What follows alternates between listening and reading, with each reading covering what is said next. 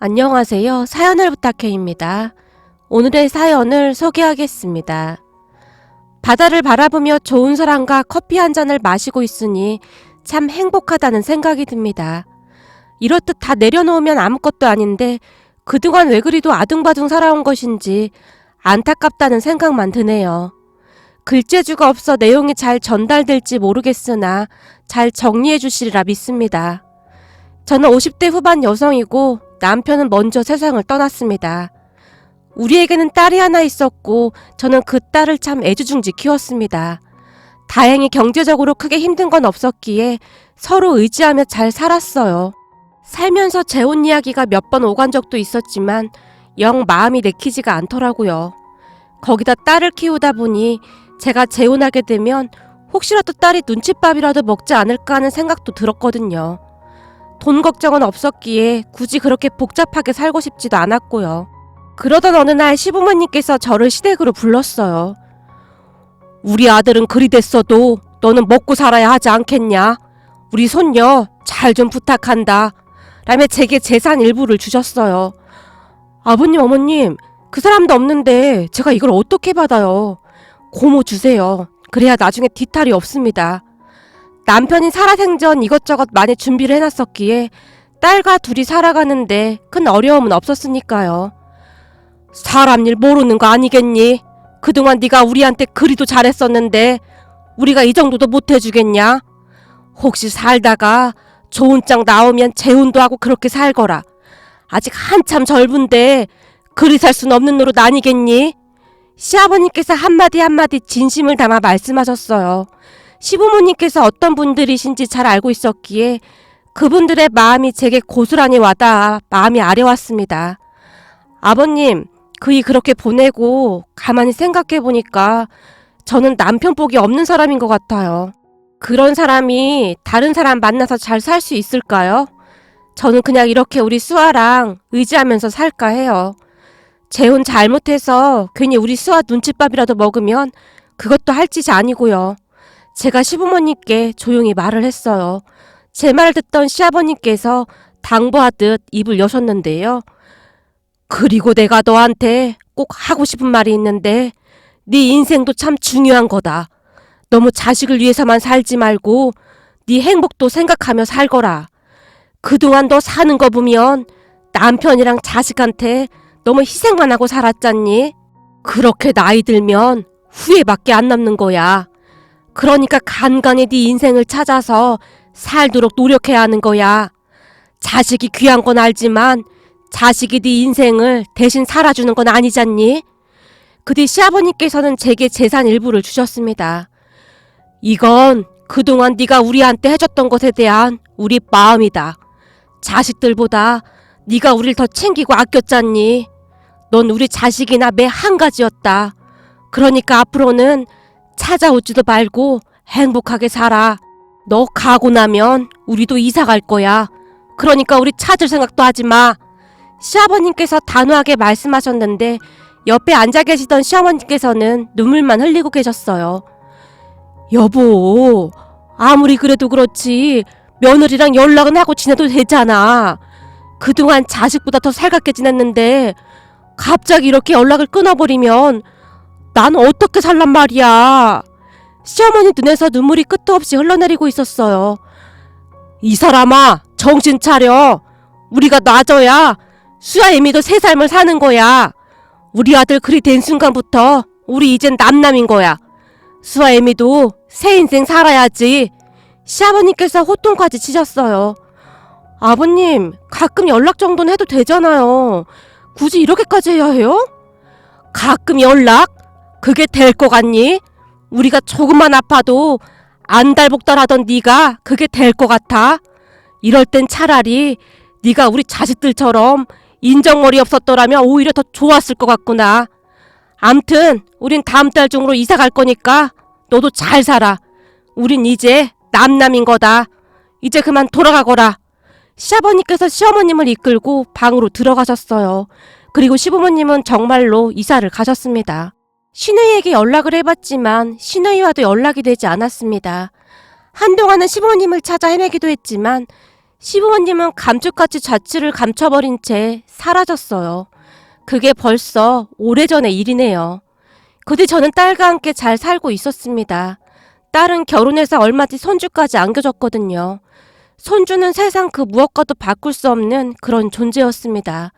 세상에 이토록 사랑스러운 존재가 또 있을까 싶을 정도였으니까요. 왜 그런 말이 있잖아요. 손주가 자식보다 더 예쁘다고요. 정말 그렇더라고요. 딸 부부가 맞벌이를 했기에 제가 손주를 봐주는 일이 많아서 더욱 손주에게 정이 갈 수밖에 없었어요. 거기다 안사돈도 오래전 박가사돈이 먼저 세상을 떠나고 사위랑 단둘이 살았었기에 우리 둘은 닮은 것이 참 많았어요. 그랬기에 서로 말도 잘 통했고 주변에서는 우리 둘이 친자매인 줄 알고 있을 정도였습니다. 사실 딸이 결혼하고 제일 좋았던 부분이 안사돈이었으니까요. 안사돈은 순하고 그렇게 착할 수가 없었습니다. 항상 네 알겠어요 라는 말만 하는 사람이었으니까요. 지금 생각해보면 우리 딸이 참 못돼 처먹었었는데 그런 딸을 보면서도 안사돈은 그래 알았다 내가 미안하다 라는 말만 할 뿐이었거든요. 그런 안사돈과 제가 살면서 가장 잘못한 일이 있었는데요. 그건 바로 자식을 잘못 키웠다는 거였습니다. 딸과 사이는 둘 다 엄마 알기를 집안일이나 도와주고 애를 봐주는 그런 사람 정도로 취급했으니까요. 딸의 시어머니, 그러니까 안사돈과 제가 손주를 다 키웠다고 해도 과언이 아니었어요. 딸과 사이는 말 그대로 손주만 낳았을 뿐 그 뒤에는 아무것도 하지 않았습니다. 먹이는 것부터 재우는 것까지 모두 안사돈과 저의 몫이었고 예방접종을 하러 가는 것도 우리 둘이 다 했으니까요. 하물며 주말에도 딸과 사이는 손주를 챙기지도 않은 채 여행을 다니거나 놀러 다니기 바빴어요. 안사돈과 제가 일이 있으면 딸과 사이에게 부탁을 해야 할 정도였으니까요. 저기 이번 주말에 우리 둘이 어디 좀 다녀올까 하는데 니들이 민석이 좀 보렴. 우리도 바람 좀 쐴 겸 트로트 가수 콘서트 좀 보러 갈까 해. 제가 정말 어렵게 말을 꺼내기라도 하는 날이면 엄마 바람은 이 앞 공원에 가서 쐬면 되는 거지. 그리고 다 늙어서 콘서트는 무슨 콘서트야. 그냥 이 앞 공원에나 가. 콘서트 가봤자 사람만 많아서 복잡하고 머리만 울린다니까. 그리고 우리도 주말에 약속했단 말이야. 그러니까 엄마가 취소해. 맞아요 장모님. 이렇게 갑자기 말씀하시면 어떡해요. 저희도 이미 약속 잡아놔서 어쩔 수가 없어요. 딸과 사이는 닮은 구석이 참 많았는데요. 싸가지가 없는 것은 쌍둥이가 아닌가 싶을 정도로 꼭 닮아 있었어요. 하긴 똑같이 생겨먹었으니 똑같은 인간들끼리 만난 거겠죠. 지나간 일을 생각하니 또다시 부하가 치밀어오르네요. 하지만 우리는 딸과 사이를 이해하려고 노력했어요. 모든 부모의 마음이 다 그렇잖아요. 오로지 자식들만 행복할 수 있다면 다 괜찮다 그런 거 말입니다. 그래서 안사돈과 저는 꾹 참았습니다. 엄마 우리 퇴근하고 보쌈 먹고 싶은데 보쌈 좀 만들어놔. 엄마 지금 피곤해서 그거 만들 힘도 없어. 그냥 올 때 사오던지 아니면 배달시켜 먹어. 하루 종일 육아에 살림에 지칠 대로 지쳐 있었기에 제가 딸을 조용히 타일렀어요. 엄마 힘들면 어머님한테 하라고 하면 되잖아. 사먹는 건 맛없단 말이야. 야, 네 시어머니도 종일 애 보느라 힘들어. 우리가 무슨 베이비시터랑 가사도우미냐? 그 사람들은 일하고 돈이라도 받지. 우린 돈도 못 받고 이게 뭔 고생이야. 우리도 힘들어서 못하니까 니들이 사먹든지 마음대로 해. 알았어. 사가면 되잖아. 그거 만드는 게 뭐가 그렇게 힘들다고 그래? 진짜 짜증나. 잔뜩 화가 난 딸이 신경질적으로 전화를 끊어버렸어요. 사돈 왜 그래요? 안사돈이 놀라서 바라봤어요. 아니 해도 너무하잖아요. 이것들이 가면 갈수록 우리를 일해주는 사람 정도로밖에 취급을 안 하잖아요. 제가 자식 교육을 잘못 시킨 것 같습니다. 그래도 전에는 이 정도까지는 아니었는데 가면 갈수록 가관도 아니네요. 제가 긴 한숨을 내쉬었어요. 사돈만 그렇나요? 우리 아들도 만만치 않죠. 자식 하나 보고 애지중지 키우면서 한평생을 살았는데 제 잘못이 큽니다. 안사돈도 고개를 절레절레 흔들었어요.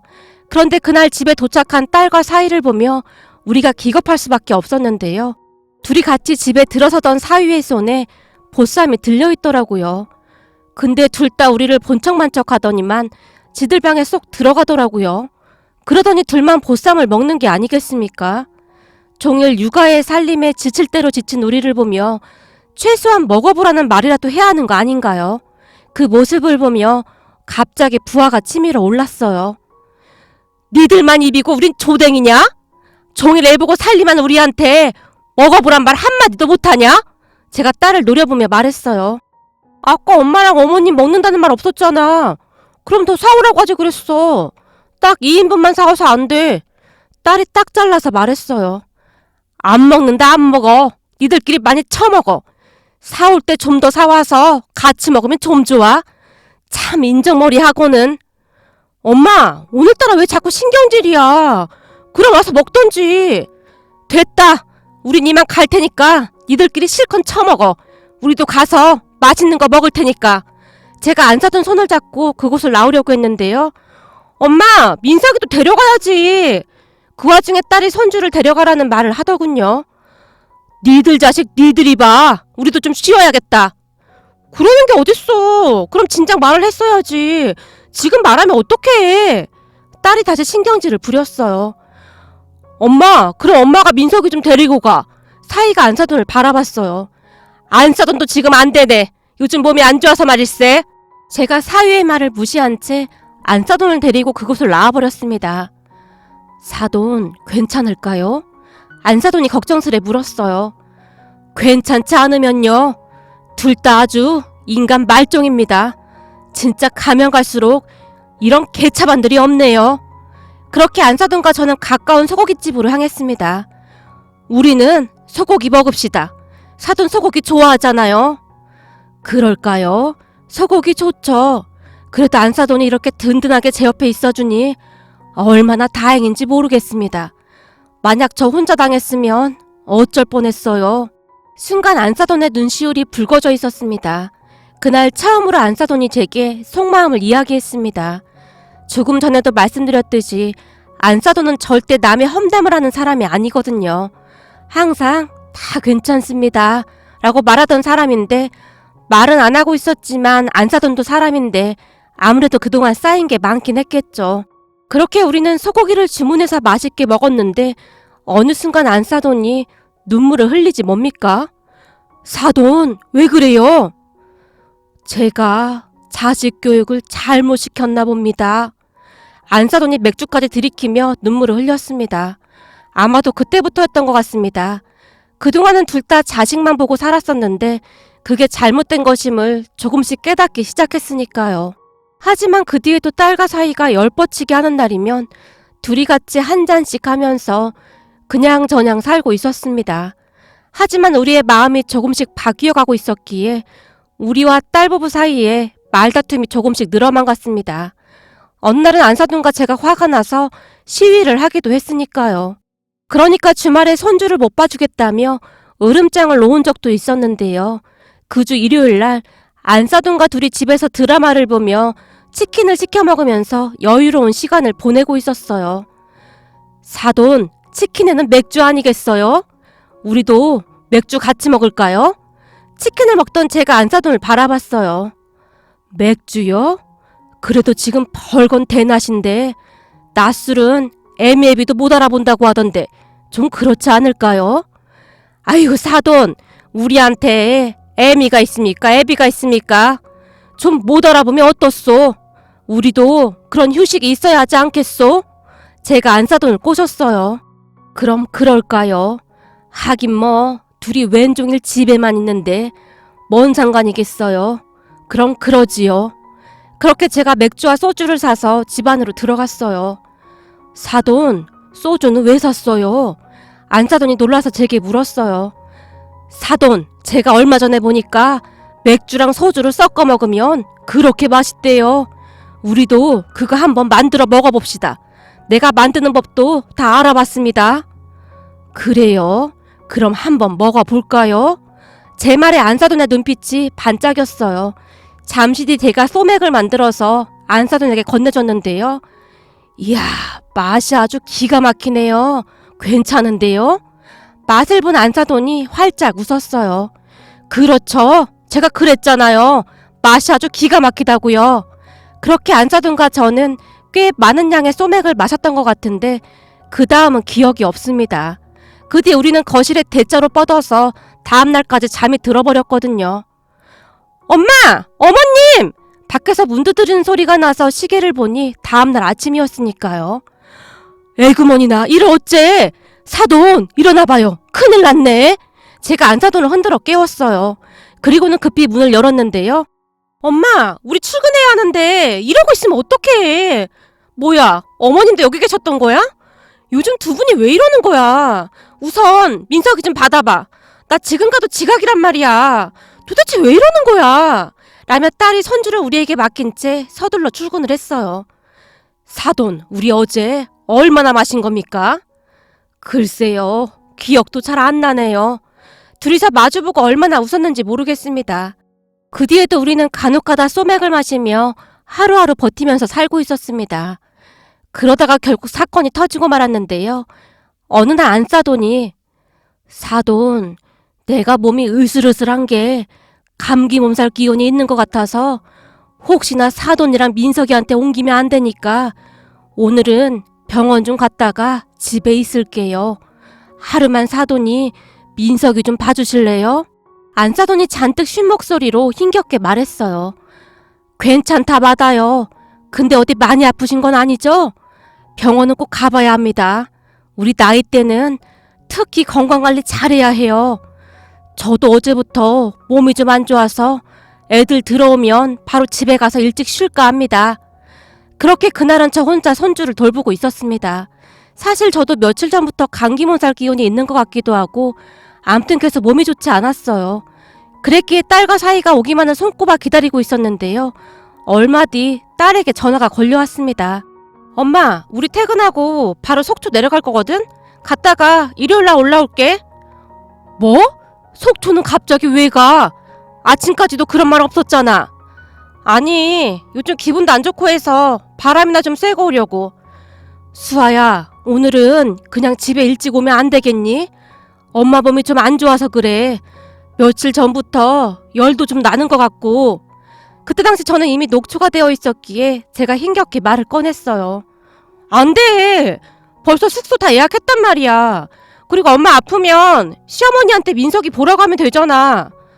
네 시어머니도 지금 몸이 많이 안 좋아서 병원 다녀왔어. 그러니까 오늘만 일찍 들어와. 지금 엄마 몸이 너무 안 좋아서 그래. 안 돼 엄마. 이미 스케줄 다 잡아놨는데 절대 안 돼. 거실 TV 서랍장에 보면 종합감기약 있을 거야. 그거 먹고 있으면 되잖아. 딸이 짜증스러운 목소리로 말을 하더니 전화를 끊었어요. 그런 딸의 말에 어쩔 수 없이 조금만 더 버텨보자 하는 마음으로 서랍장 안에서 종합감기약을 찾아 먹었어요. 그런데 그 뒤부터 어질어질하면서 현기증이 나더니 구토까지 쏠리기 시작했습니다. 제 몸은 제가 잘 안다고 뭔가 단단히 탈이 난 것 같았어요. 그래서 딸에게 다시 전화를 했습니다. 수아야, 지금 엄마 몸이 너무 안 좋은데 집에 바로 와. 지금 어지럽고 구토가 나서 도저히 안 될 것 같아. 제가 딸에게 힘겹게 말했어요. 엄마, 안 된다니까 자꾸 왜 그래.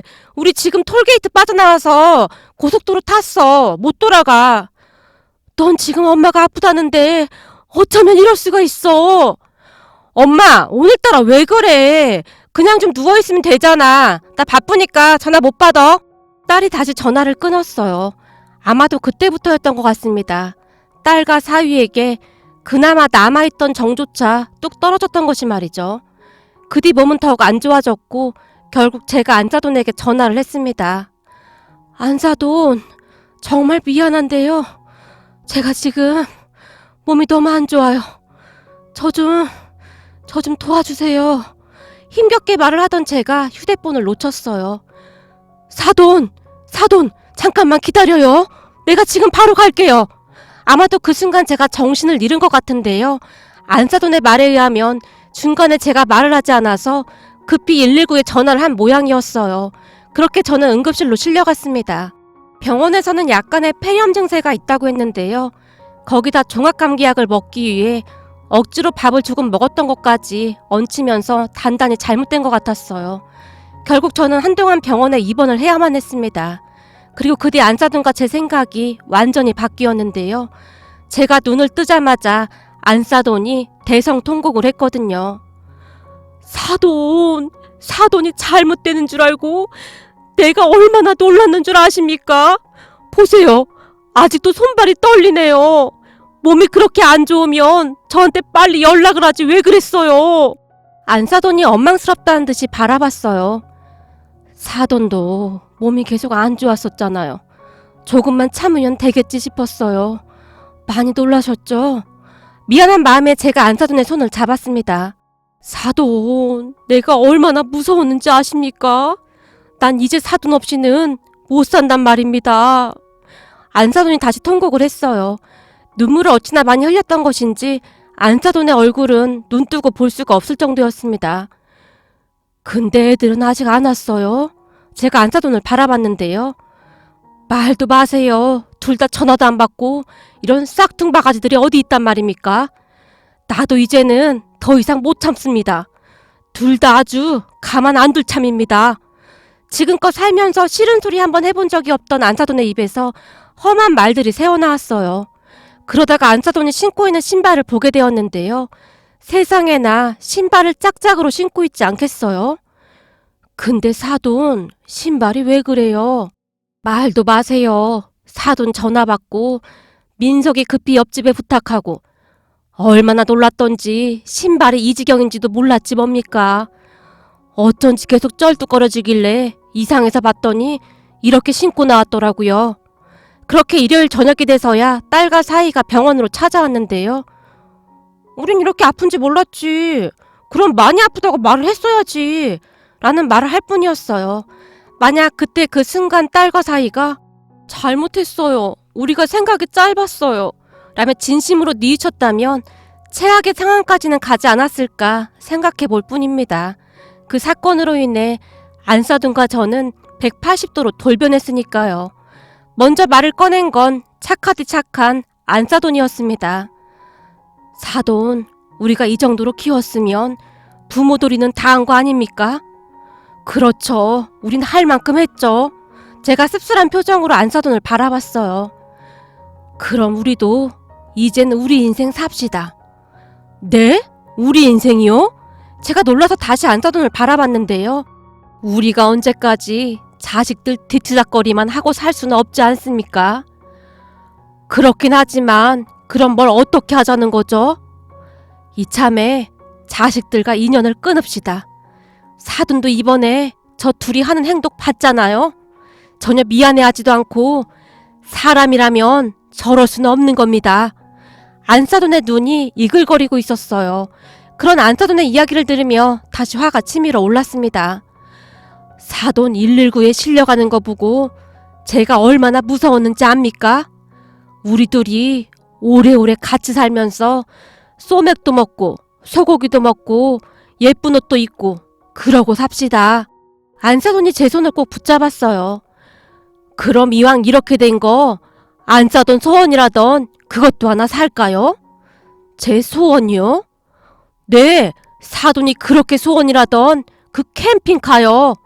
전에 소맥 마시면서 그러셨잖아요. 아무도 없는 조용한 바닷가에 캠핑카 세워두고 별도 세고 노래도 부르고 그러고 살고 싶다고요.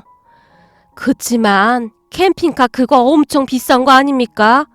안사돈이 걱정스레 바라봤어요. 사돈, 우리가 돈이 없기랍니까? 가오가 없기랍니까? 이왕 이렇게 된 거 한번 질러봅시다. 그 뒤에 우리는 캠핑카를 알아보러 다니기 시작했습니다. 근데 제가 운전면허가 없어서 어쩌죠? 안사돈이 걱정스레 물었어요. 운전면허는 제가 있으니까 괜찮긴 한데 이번 참에 사돈도 운전면허 땁시다. 그거 해보면 별거 아닙니다. 저도 다음 주부터 도로 연수를 좀 해야겠네요. 장롱면허라서요. 이제부터 본격적으로 준비를 해야 하니까요. 그렇게 안사돈은 부랴부랴 운전면허 학원에 등록을 했고 저는 운전연수를 시작했어요. 사돈, 필기가 원래 이렇게 어려운 건가요? 필기 시험에서 떨어진 안사돈이 울상을 지었어요. 오랜만에 책을 봤는데 당연한 거 아니겠습니까? 너무 조바심 내지 말고 하세요. 제가 옆에서 안사돈을 도왔고 안사돈은 3번을 떨어지고 4번째 당당히 합격을 했어요. 그때의 기분은 세상을 다 가진 그런 기분이었답니다.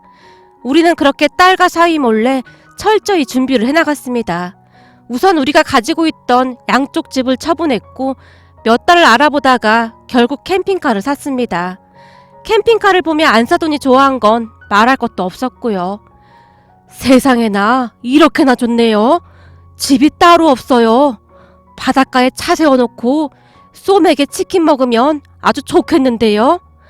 안사돈이 마치 아이처럼 활짝 웃었어요. 우리는 나름 몇 달 동안 철저하게 계획을 세웠고 드디어 떠날 날이 다가오고 있었습니다. 그동안 딸과 사이에게 어찌나 실망만 했던지 아쉬운 것도 없었습니다. 물론 그동안 키운 손주가 보고 싶겠다라는 생각을 잠시 했지만 어쩌겠습니까? 우리 인생이 더 중요한 거 아니겠습니까? 그리고 얼마 뒤 우리는 모든 것을 정리한 뒤 주말 새벽 캠핑카를 타고 그곳을 떠났습니다. 둘 다 휴대폰까지 꺼버렸기에 딸과 사이가 난리가 난 건 말할 것도 없었고요. 더군다나 나중에 안사돈 집과 우리 집까지 다 팔아버렸다는 것을 알고 둘이 더욱 혼비백산했지만 우린 눈 하나 깜빡하지 않았습니다. 얼마 뒤 둘 다 휴대폰 번호까지 바꿔버렸거든요. 그러한 사실에 딸이 큰 충격을 받은 채 우리 친정오빠, 그러니까 딸한테는 외삼촌이죠. 외삼촌을 찾아간 모양인데요. 외삼촌, 엄마가 연락이 안 돼요. 집까지 다 팔고 도망갔어요. 외삼촌은 어디 있는 줄 아시죠? 딸이 따져 물었다는데요. 내가 알긴 어떻게 알아? 한 달 전인가? 모르는 번호로 전화가 와서 받았더니 네 엄마더구나. 그래서 어떻게 된 건지 물어봤는데 아무것도 묻지 말라고 하더니 너랑 네 남편한테 다시는 찾지 말라고 전해달라고만 했어. 전화가 왔으면 전화번호 있을 거잖아요. 번호라도 알려주세요. 한 달 뒤에 남편 친구 부부랑 해외여행 가기로 했는데 엄마 지금 뭐 하자는 거야? 딸이 소리까지 치면서 말했다는데요. 번호가 어딨어. 공중전화로 했더만. 나도 그거밖에 몰라. 그리고 네 엄마가 한마디 더 했는데 니들 살고 있는 집 그건 우선은 그냥 두는데 그 명의가 네 엄마 거라며. 조만간 그것도 다 처분할 생각이니까 맨날 싸돌아다니면서 놀 생각만 하지 말고 되도록이면 빨리 집 비우란다. 내가 보기에 네 엄마 진심인 것 같아. 아니 엄마가 나한테 어떻게 이럴 수가 있어요? 네가 그동안 한 짓을 생각해봐. 나 같아서 그래서 이거 사.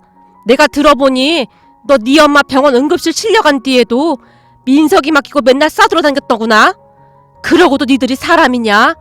네 엄마가 네 아빠 그렇게 되고 재혼도 안 하고 널 그렇게 애지중지 키웠는데 아무리 아나무인이라고 해도 어떻게 그럴 수가 있냐? 나 같았으면 깃방망이를 10번도 더 날렸을 거다.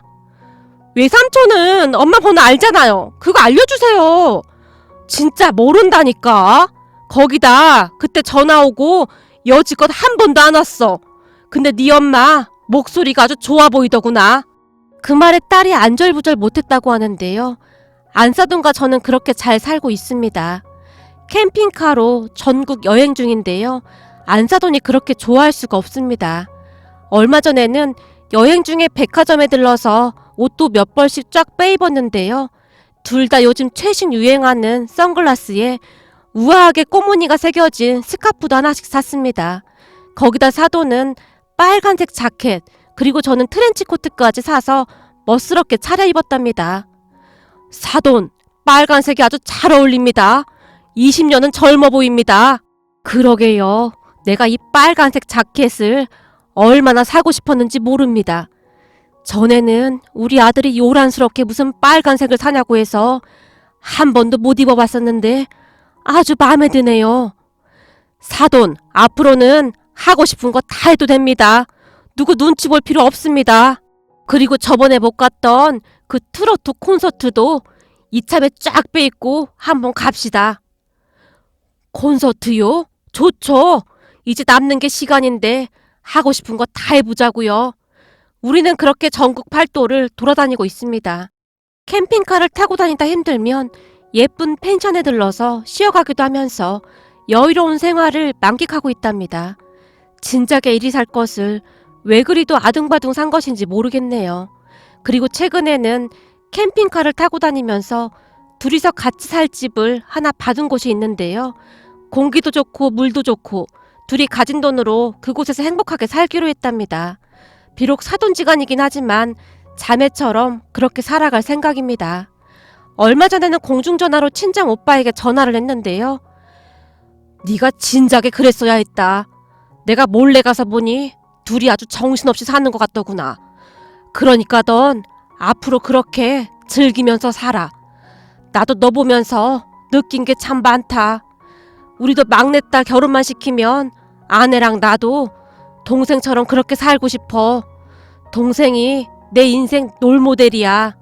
아내가 동생 보면서 느낀 게 많다 하더라고. 자식들이 먹여 살려주는 것도 아니고 우리끼리 즐기면서 살 생각이야 라는 말을 했거든요.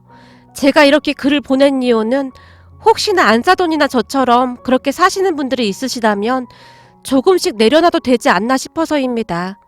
자식 인생도 중요하지만 내 인생도 중요한 거 아니겠습니까? 모두들 행복하게 사셨으면 좋겠습니다. 오늘의 사연은 여기까지였습니다. 즐겁게 보셨다면 구독, 좋아요 부탁드립니다. 고맙습니다.